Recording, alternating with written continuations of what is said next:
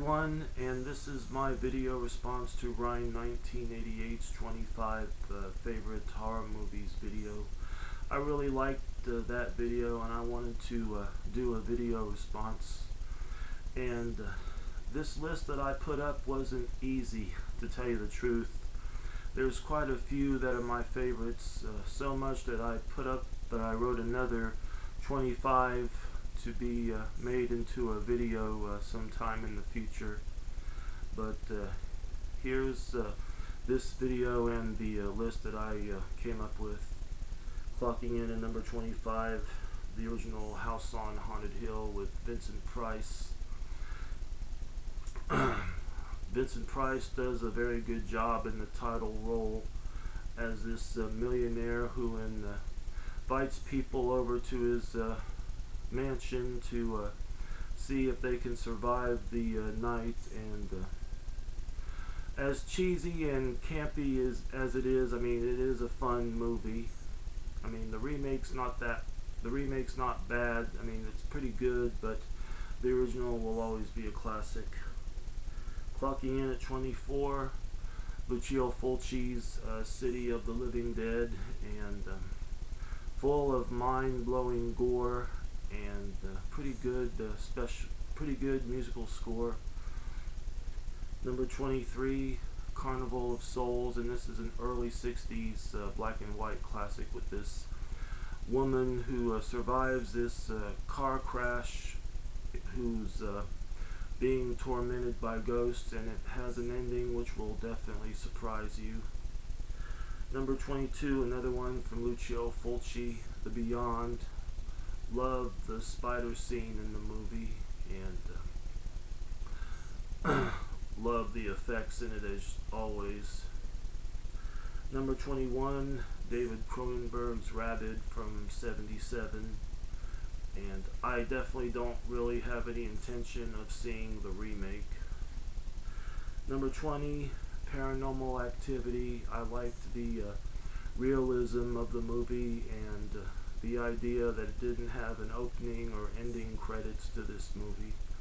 I mean, the sequels aren't bad. I mean, 2's pretty good. I mean, the rest are just good and okay in my opinion, and I do have all of them. Clocking in at 19, Legend of Boggy Creek, and this is based on the true story of this Bigfoot type creature who terrorized Arkansas, and it's kind of a documentary with a little bit of humor in it. Clocking in at 18, Abominable Dr. Phibes with Vincent Price, and he does a damn good job as the title character in this movie, as this doctor who gets revenge on the doctors who believe killed his wife, and the kill scenes are pretty interesting. Number 17, another one from Fulci, and I'm talking about Zombie, and this is also known as Zombie 2 because Romero's Dawn of the Dead was also known as Zombie, and I just love the zombies in this movie, and the effects are good, and the scene with the zombie and the shark is funny. Number 16, Stuart Gordon's Reanimator. Pretty good mix of horror and humor and gore, and love Jeffrey Combs as Herbert West. Number 15, Demons from '85, directed by Lamberto Bava and produced by Dario Argento. About these people trapped in this movie theater, being terrorized by demons. I mean, it's actually a demon curse from from a silver mask that someone touches, and then she starts to turn into a demon. Anyway, I mean, it's got a pretty good soundtrack also. Number 14, Last Man on Earth. Another one with my favorite actor, Vincent Price, who plays this scientist who's the only living person in this town who's being terrorized by these vampire-like creatures who he hides from. Number 13, Hellraiser, Clive Barker's debut film, which introduced the career of Doug Bradley as Pinhead and the Cenobites. Number 12, Town That Dreaded Sundown, and this was directed by the same person who did Legend of Boggy Creek, and liked how realistic it was. And the remake is pretty good, although to me it's more of a sequel. Number 11, Wes Craven's Nightmare on Elm Street, and introduced the character of Freddy Krueger. Number 10, another one of my favorites, which I grew up on, Steven Spielberg's Jaws. My first viewing of this movie was on TV when I was young, and I've seen it numerous times. Even got it on Blu-ray when it came out. Number 9, Phantasm, and this introduced Angus Scrimm as the Tall Man, and the second sequel was definitely pretty good. I mean, the rest of the sequels have been pretty good also, and the spear in that movie is killer. Number 8, John Carpenter's Halloween, and full of suspense and scares, and introduced Jamie Lee Curtis.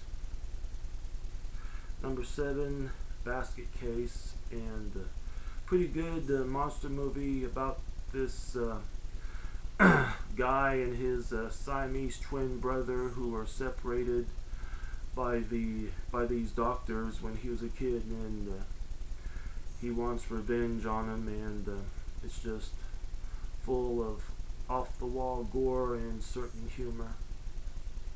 Number 6, Blair Witch Project, and I remember seeing this at the drive-in, and I was sitting outside in the fold-out chair and definitely not going any place, not even to the concession stand or the restroom. I was just mesmerized by it, and the realism of the movie was pretty good, and the fact that you couldn't see anything, it made it definitely excellent. Number 5, Sam Raimi's Evil Dead, and I like this better than the remake, even though the remake was pretty good. I mean, the claymation effects at the end were great, and also the atmosphere of it. Number 4, Tobe Hooper's Texas Chainsaw Massacre, a true freaking classic, and love the grindhouse documentary type feel of the movie, and the remake was good, I mean, but it had a little bit more of a slick side to it. Number 3, The Exorcist, and number 2, Friday the 13th. I mean, the kill scenes are pretty good, and Tom Savini's effects are great, and Jason wouldn't appear until the first sequel, which came out a year later. And at number 1, The Shining, and this is I'm talking about Stanley Kubrick's version, even though the TV miniseries is pretty good. And gotta love Jack Nicholson as the title character, Jack Torrance.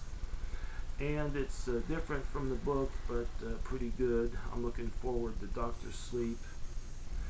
And that's all I have for this list. I have another list which I'll make a part 2 out of sometime in the future. Probably maybe Halloween. Anyway, Ron here, and hope you have enjoyed this, and see you later.